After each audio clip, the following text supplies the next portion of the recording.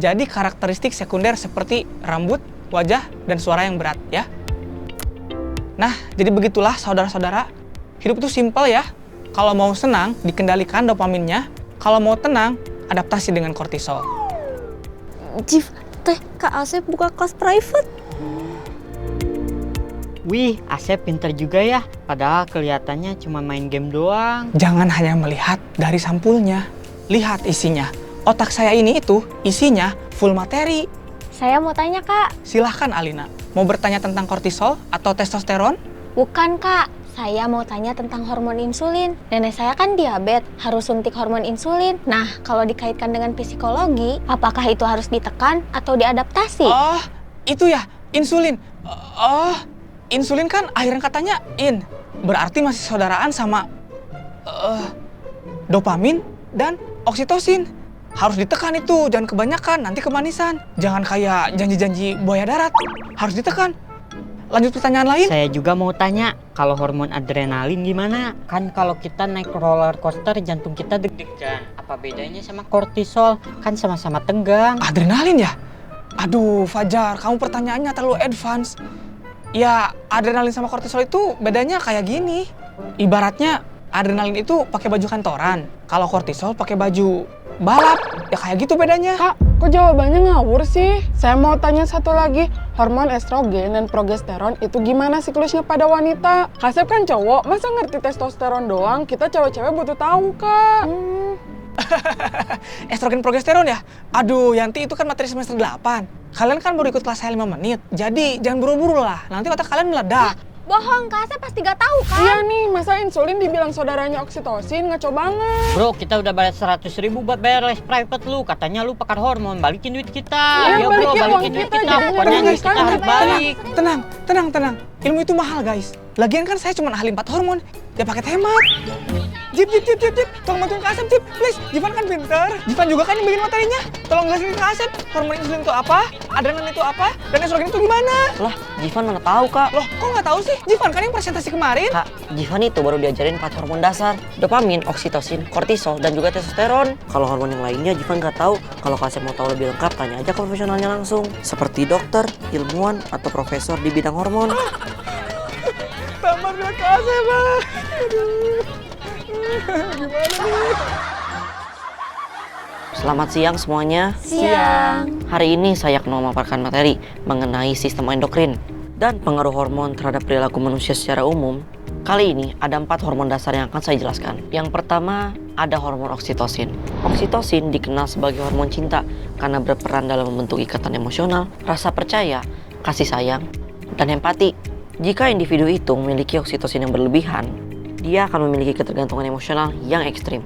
Sebaliknya, jika kekurangan, individu itu akan kehilangan rasa empati. Contoh kasus nyatanya seperti apa, Jif? Oke, contoh konkretnya seperti... Soalnya kalau kamu ngedip, aku kangen tahu. Hah? Cuman balas ya udah doang, tanpa emoji, tanpa stiker. Mana huruf Y-nya besar lagi. Pasti dia bosan sama gue, pasti dia selingkuh. Hah, dasar laki-laki buaya. Oh, jadi hormon itu yang membuat aku mood swing. Pantesan aja. Oke, poin kedua. Hormon dopamin ini adalah neurotransmitter yang berkaitan dengan sistem imbalan atau reward. Secara umum, otak akan melepaskan dopamin saat mendapatkan kesenangan. Nah, sama halnya dengan impulsif, mendapatkan kesenangan.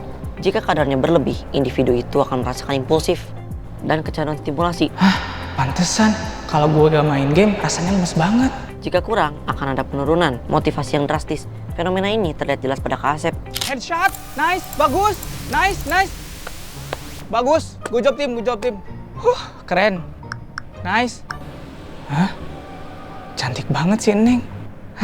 Udah win streak, ketemu cewek cantik. Sempurna banget sih hidup gue. Tuh kan. Nah, tahan. Malah bibit, anjay. Beban banget sih. 10 kali. Nah, gak ada menang-menangnya. Kalah terus, dasar beban. Capek lah kalau gini terus lah. Nah, pusing. Lagi gabut gue. Percuma mau secantik bidadari pun, kalau gue listrik mah. Ada hormon kortisol. Kortisol adalah hormon steroid yang diproduksi oleh kelenjar adrenal dan sering disebut sebagai hormon stres. Disebut begitu karena kadar kortisol akan meningkat ketika tubuh menghadapi tekanan, baik fisik maupun psikologis. Kalau kita bedah melalui biologis dan evolusi, fungsinya jauh lebih spesifik. Karena kortisol ini diproduksi oleh kelenjar adrenal, fungsinya sebagai sistem alarm tubuh. Pada zaman purba, hormon ini melonjak drastis hanya saat manusia akan menghadapi bahaya fisik. Misalnya dikejar hewan buas untuk mengaktifkan mode flight or fight, pergi menyelamatkan diri atau lawan sampai mati. Nah, di zaman modern, hewan buas itu berubah wujud menjadi revisi proposal klien, deadline, tagihan bulanan. Mari kita bedah mekanismenya pada Terina.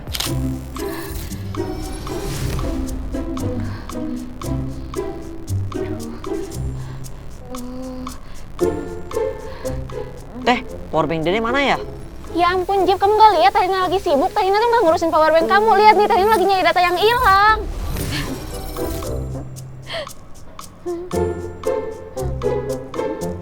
Loh Teh, itu kan powerbank Dede.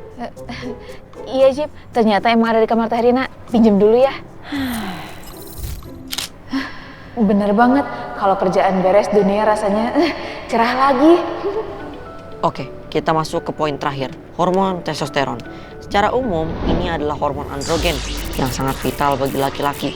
Tugas dasarnya adalah membangun struktur fisik, mulai dari membentuk massa otot, memadatkan tulang, hingga memunculkan karakteristik sekunder seperti rambut wajah dan suara yang berat. Namun, kalau kita lihat dari sisi psikologis dan perilaku, hormon ini digunakan untuk bahan bakar energi, dominasi, agresivitas, dan studi kasusnya adalah saya sendiri. Cepet banget kumis gue tumbuhnya. Nunggu seminggu lagi udah kayak Jason Momoa kali. Do, re, mi. This is Jivan speaking. Gila, suara gue udah ngewas banget. Cewek mana yang gak boleh denger suara itu?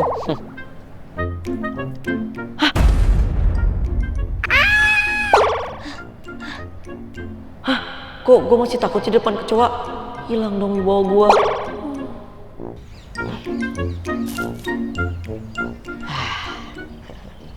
Dari semua pemaparan tadi, kita bisa menarik satu kesimpulan besar tentang manajemen diri. Untuk oksitosin dan dopamin, masalahnya ada di hasrat atau keinginan yang tidak terkendali. Misalnya kita ingin merasakan disayang atau ingin merasakan kesenangan berkali-kali, maka strateginya adalah ditekan dan mengendalikan diri agar kita tidak diperbudak oleh keinginan kita sendiri. Sedangkan untuk kortisol dan testosteron itu bukanlah keinginan, melainkan respon alami tubuh dan pertumbuhan. Kita tidak bisa menghilangkan stres pekerjaan atau menghentikan pubertas. Makanya strateginya adalah untuk beradaptasi. Kita harus berdamai dengan tekanannya, bukan melawannya. Sekian, terima kasih presentasi saya. Terima kasih ya Kak, Teh sudah mendengarkan.